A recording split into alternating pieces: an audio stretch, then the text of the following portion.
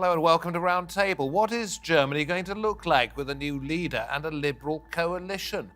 The powerhouse of Europe faces rising inflation, a spluttering economy, and yet the new government is setting the most ambitious targets in Europe when it comes to climate change.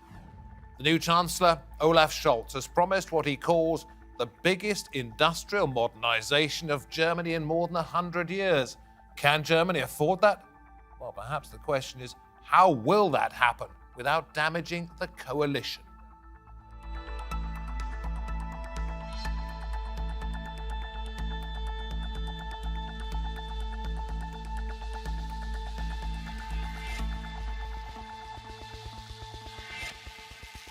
Very good to have you along. I'm David Foster. There are foreign policy issues too. What if Russia does invade Ukraine? What of China's growing influence in Eastern Europe? And what about threats from inside the European Union? Hungary's Prime Minister Viktor Orban says the gloves are now off as we enter a new age. Time for us to look at the biggest challenges facing what's called the traffic light coalition. And this is how those reds, yellows and greens break down. The SDP, those are the Reds, the leading party, provided the next Chancellor, Olaf Scholz.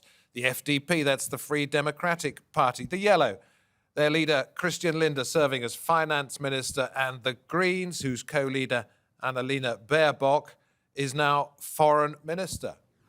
And at this particular round table, I'm very pleased to say we can welcome out of Wittenberg in Germany, Arne Lietz, former SDP, that's Social Democratic Party member of the European Parliament, now director at Brunswick Group. We go to Washington, D.C., and say hello once again to Joyce Haben, adjunct professor at the Centre for Germany and European Studies, Georgetown University. And to the west of London in Ascot, UK, Dan Huff, professor of politics at the University of Sussex. Great to have you all. Arne, I'm going to come to you first of all because there's a little happy coincidence here. Your parents were founders of the Green Party. You were a member of the SDP. What do you make of this marriage? Well, it feels pretty familiar to me that issues like social values and ecological and green content come together. And so I've been grown up in circumstances coming from East Germany in an opposition family, which looked very clearly also on the environmental issues, also on human rights and others. So it comes together well. And as a former MEP, you'll be familiar with Olaf Scholz. Tell me how well you knew him and what you make of him as figurehead of this traffic light coalition. Well, I think he's a perfect traffic organizer. The traffic light coalition really helps to set up the rules. They have done a great contract. He's very calm, very precise on things and thoughtful before he takes a decision. So many things people thought also of Merkel. So Scholz has shown many responsibilities and doing a successful job. Joyce, you're very big on gender equality, and I want to ask you what you make of the way that the coalition has been built, particularly in terms of the higher positions in government. Happy? Well, this will be, of course, the first time that Germany has a female interior minister, which is good. It is parity if we don't count Scholz's position as chancellor. It is also the first time Germany will have a female foreign minister, Annalena Baerbock. And just as importantly, it's the third time in a row that Germany will have a female defense minister. Now, a lot of these are considered to be typically male domains, policing, things along these lines. So in that sense, it's very good. What's a little bit disappointing is that once again, there are only 2 East Germans in the entire cabinet, and that was a proportion that Merkel also had. Let's take a little look, if we can, at some of the headline policies, if you like, of the coalition. 177 pages is the document they've put together, and they want to introduce a minimum wage of 12 euros. They want to make housing affordable, capping rent increases, build 400,000 new homes a year, get 80% of Germany's electricity from renewables by 2030, bring voting age down to 16 and legalise recreational cannabis use. Dan, when you looked at the policy document, did anything spring out as a major surprise to you? Not massively, no. Both the Social Democrats and the Greens had flagged these issues beforehand, and in many ways, lowering the voting age it's not massively controversial. There are no likely pushbacks from the FDP, for example, because they want other things. This is something they're quite happy to give the SPD and the Greens without too much trouble. So there's quite a lot of stuff that sounds big picture and new, because it is for a government to do it. But in terms of whether I expected an SPD Green coalition to embrace it, it's not a surprise, and I don't think anyone would say otherwise, really. OK, so if the FDP is keeping quiet about this because it wants other things, what are those other things that it wants? Well, the FDP made a big play of financial management. It always does. It has a very clear agenda on taxes. It generally wants fewer of them.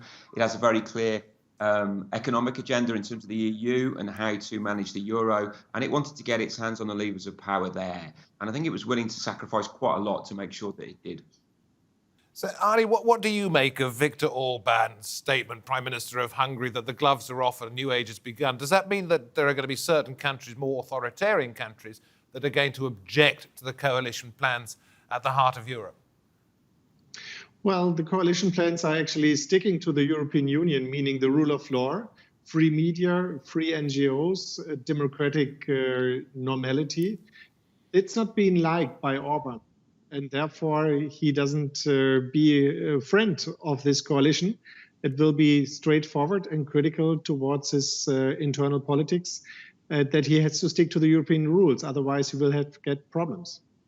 And is that going to be an issue for the German coalition, or is it something it can simply brush off? Well, as I'm a former East German, Visegrad German, I know what that means to be in the transition as a country and what Hungary went through, actually allowing and making it possible that Germany is reunited. But nevertheless, I feel that the coalition will stand towards the European rule of law and the normality on what the European Union stands for. And Orban will go against it, as he did over the last years. So it will be difficult. And he has to kind of stick to the rules. Otherwise, he will get problems to be a member of the European Union. Thank you very much indeed. So it stays pretty much the same. He's an outsider trying to push back. He's pleasing his domestic constituency. Very little is going to change in terms of Germany's position. Joyce, let me ask you, let's move on to sort of the bigger global picture, if we can. Germany's trade with China worth quite a lot, and yet there will be those within the Green Party in particular who say, hang on, we have to come down hard on that country because of its human rights abuses.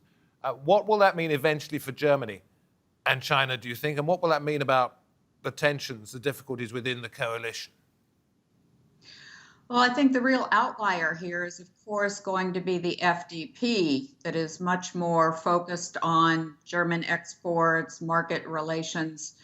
What you're going to hear from the Greens and the SPD is probably more aggressive language regarding human rights. I don't think that the position is all that much different from Merkel, but she was much more restrained owing to the automobile industry, things along these lines.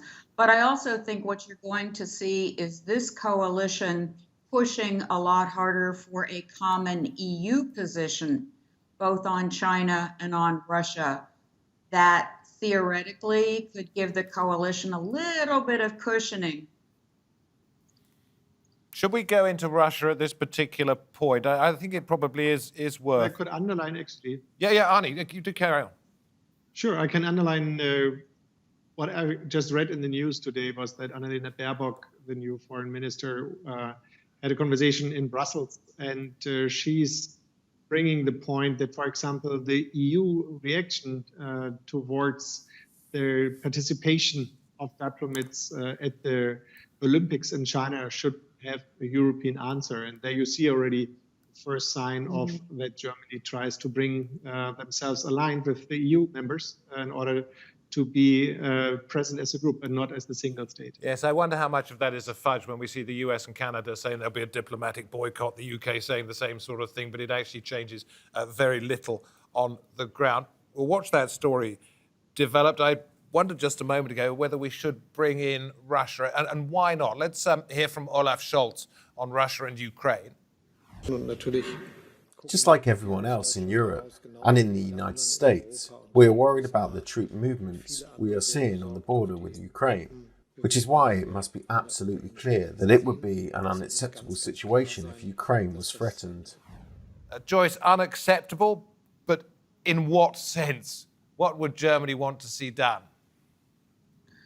Well, Germany, the coalition agreement clearly emphasizes the importance of the transatlantic relationship, the ties to NATO. I think the real weakness here is that none of the coalition members can speak directly to Putin the way Angela Merkel could in Russian as well as in German. And it's going to be harder to keep him from his typical behavior, which is going for a quick victory and then pulling back and then acting like he's going to be part of a regional dialogue. So where does that leave the new German government and Putin then? Where does it leave them? In hot water. It's going to be very difficult to manage. Dan, do you want to comment on that? And then I want to ask you about some of the plans for Germany itself. Germany's traditionally been quite good at talking two different languages to Russia. And one of them involves protecting German interests. Germany has extensive links business-wise with Russia, and it looks to protect those. And the story of Nord Stream 2, that the pipeline is a good example of that. And yet it wants to talk a foreign policy that involves human rights, that involves civil liberties. And frequently you do wonder if that's fair weather talk. And when push comes to shove, German interests generally trump that. Now, Annalena Baerbock has made it quite clear that she wants to be a little bit more explicit about the human rights side of this and to do something about it. I don't think any of us know quite what that something will be. What we do know is that governments generally are defined by the crisis that they face. They may not want that. They may want us to talk about many of the infrastructure projects at home or whatever. But ultimately, crises do shape what governments are understood to stand for. And I think we're pretty clear that one of the first crises is going to involve Ukraine. It's going to involve Putin. We don't quite know what form it will take. So I think it'll be very interesting to watch how Germany tiptoes around some complicated issues there. Yeah, and the quiet time of year when people take their eyes off international situations may well be coming around. Events, dear boy, events is what somebody once said about politics. Let me ask you about a couple of domestic issues that cross over into foreign policy. Will the Nord Stream 2 pipeline running from Russia down underneath the seas, straight into Germany, and then distributing gas perhaps to other parts of the continent, will that go ahead? Will Germany give the final approval now that we have a new government where some members object to this idea? I'd be very surprised if it didn't. I think there'll be lots of rhetoric about being very careful with the interests of other Central European states, about listening to criticisms that may come from the United States. But it's worth remembering the Social Democrats were in the last government, and the last government pushed it along quite aggressively. So I'd be really quite surprised if it doesn't come on stream. Energy is an interesting issue in Germany. You know, Germany's got coal-powered fire stations, and it's not phasing them out anytime soon, to be honest with you. So I think energy is a real worry for Germany, and I can't really see, unless something really quite left field happens, that the basic pillars of the former government's policy in this area changing that much. Which leads us very nicely, Anna, and Joyce, I'll come to you in just a moment, on to if Germany's still relying so much on power stations, if, as we know, nuclear power is being phased out, how on earth is it going to manage to get 80% of its power from renewables within 8 years almost? Well, that's what the coalition stands for, and we have to build up power supply lanes to a higher extent. All federal states, which have yet not been on board to build up capacity also on wind energy, have to do that. And also, we have to look at new ways on how you build and build up products, for example, how you use circular economy and trying to save energy through that. So that will be very difficult and the biggest challenge for the coalition. Yes, I mean, we're talking about a country where inflation's running at 6, maybe 7%, where factory orders, in other words, the number of things that people are buying from producers is falling. We're talking about a $100 billion infrastructure campaign to modernize Germany. And we're talking also, and this comes into it as well, about more clean energy. Arne, it's going to be a very tricky puzzle to put together. Yes, but I think I'm very proud that the coalition really took up and trying to be on the forefront also on the Green Deal of the European Union. Germany has to decarbonize before the European Union by law and by political decision. Germany needs to be on the decarbonization track by 2045, and therefore the German engineering really needs to speed up on issues. And I feel talking to many fields in the business of steel, for example, green steel is going to be on the forefront of the new developments. You look at new forms of producing cements and other issues on the chemical industry. So there is already much to go, but the investment needs to be done, and it needs to be done quickly. Joyce or Dan, do you want to come in on this point, the modernization, the industrial modernization of Germany? Is it an absolute essential? I mean, most countries would look at Germany and say, wow, you're pretty modernized already. I think it is. Well, I think there are... Oh, go on. I'm sorry. I put you both in a really difficult position there. Ladies first. Sure.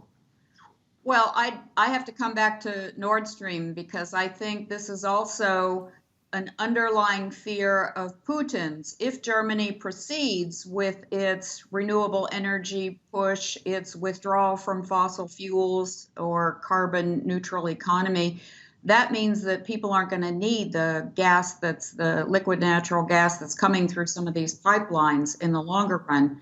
What struck me about the coalition agreement was the emphasis also on faster approval processes, trying to circumvent a lot of the lawsuits that are surrounding the wind turbines, for example, producing many more offshore wind turbine farms. So it's a question of bureaucratic modernization, administrative modernization, as well as economic modernization. Germany is a powerhouse, but Germany is pretty stodgy and slow when it comes to approving many of these renewable energy laws and processes. Interesting. So if it wants to stay ahead, it's got to change the rules. Dan, sorry, we cut you off midstream. Carry on. No problem. No, I think there's a lot in that. And the fact that Germany is going to keep Nord Stream shouldn't deflect from the fact that it's a generational change that this government is trying to bring in. And that takes a generation. So it will need Nord Stream for a significant period of time. But the investments in these different energy forms will ultimately put Germany in a much better place. But we shouldn't expect them to all be working efficiently, effectively, and properly in 4 years' time, because they almost certainly won't be. But the government knows that. It's a generational project, as I say, so we need to give it a bit of slack. Fourth wave of COVID, cases rising in Germany, more restrictions, quite likely. Who wants to pick up on whether Merkel let the country down and whether Olaf Scholz can save Germany from another lockdown, another set of lockdowns? Who's it going to be? Go on then. I don't think Angela Merkel let the country down. I think we underestimate the institutional constraints on a chancellor's power. She did very well in the early stage of the COVID crisis, but that's because most of the control was in the hands of the federal government. And as soon as the minister presidents became involved, everybody started dickering over who was going to open up first or stay locked down or bring in the vaccines and the mask mandates.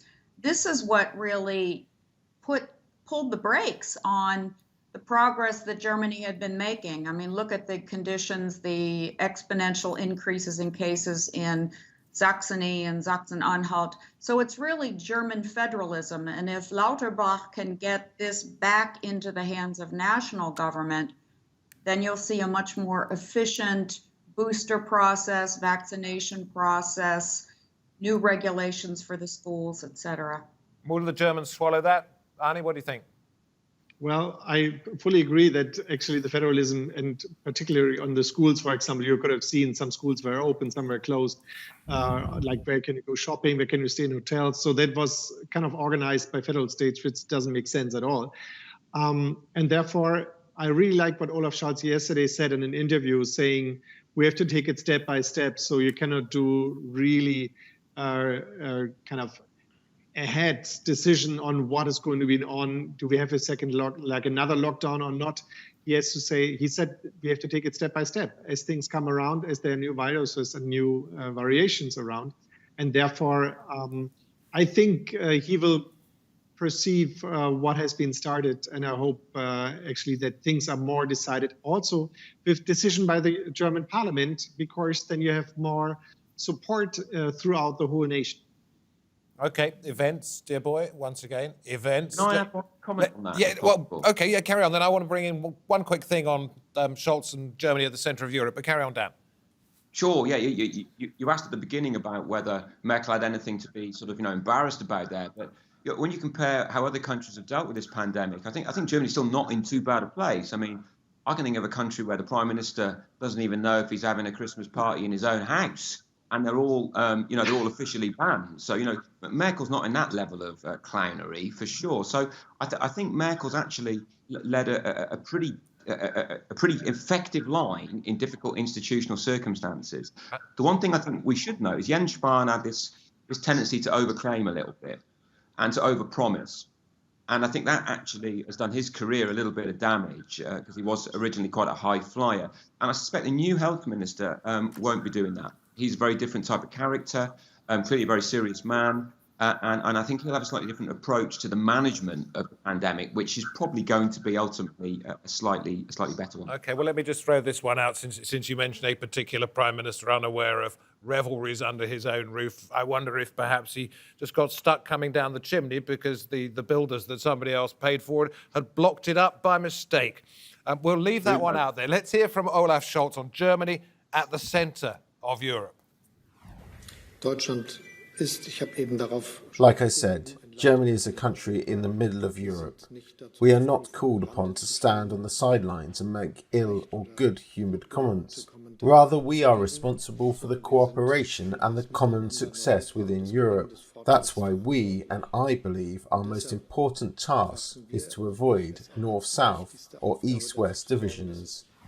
Well, you would expect him to say that, would you not, Arne? He's saying, look, we want to be a calming influence, we want to be a good influence in Germany, but will he be able, with this coalition, to maintain Germany's position, if you like, at the very centre of Europe, with France sensing perhaps an opportunity, let's assume Macron gets back in next year, but France sensing an opportunity to redress the balance?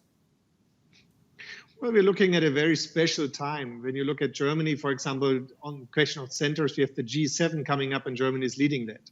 There you see already the first footprint of this coalition, how they run these topics. But inside the European Union, France is going to be in an election campaign. Macron is going to use the European platform for himself to roll out his election campaign. And so Germany has to be clear on where it stands. But even some members from the European Parliament are now part of the German government. If you look on Sven Giegold, for example, from the Greens, being now at their new Ministry of Business and Climate. And so there will be more connection towards the European Union, and the coalition partners are straightforward pro-Europeans. Thank you. Dan, a quick word from you, and then Joyce will get you to wrap up. We're running out of time. Dan. Yeah, I think that's right. I think Germany's location, Germany's economic power, Germany's deep relations with its neighbours mean it's got no choice but to be right at the middle of the European project. And I think Macron knows that. And I think more or less everybody who's engaged in European politics knows it too. So it's an inevitability, regardless of the fact that it's a new government and it's a government that could see tensions within itself as a coalition. In my opinion, yes. Yes. Once again, Joyce, sorry. I apologise for interrupting you, for stopping you. Please carry on. Well, this is where I think the gender dimension is also going to be very interesting. Annalena Baerbock has already said that in terms of some of the foreign policy issues, she wants to bring environmental concerns into her own ministry. You have a female defense minister, you have a female foreign minister who is insisting she will engage in Swedish-style feminist foreign policy, and you have a female president of the European Commission. These women know each other well, and they will be focusing a lot more on building up Germany's diplomatic credentials on the global stage, which will give Europe, the European Union per se, a much more prominent role. Many coalitions fall apart before the end of their supposed term. Is that a possibility at all in Germany? Yeah, Arnie, Not go on. gonna happen. Go on, quick, Arnie. Well, I can see all three of you. All three of you saying it ain't going to happen. Quick word on why not, Arnie? Because they have shown, even discussing and negotiating, that nothing was leaking into the public because they stick to the rules and want to have a successful coalition. I appreciate it. Thank you very much indeed. Very free-flowing discussion. I learned a lot. Thank you so much indeed from Germany, from the UK, and from Washington, D.C. We wish you a merry festive season. Just don't get stuck down your chimney.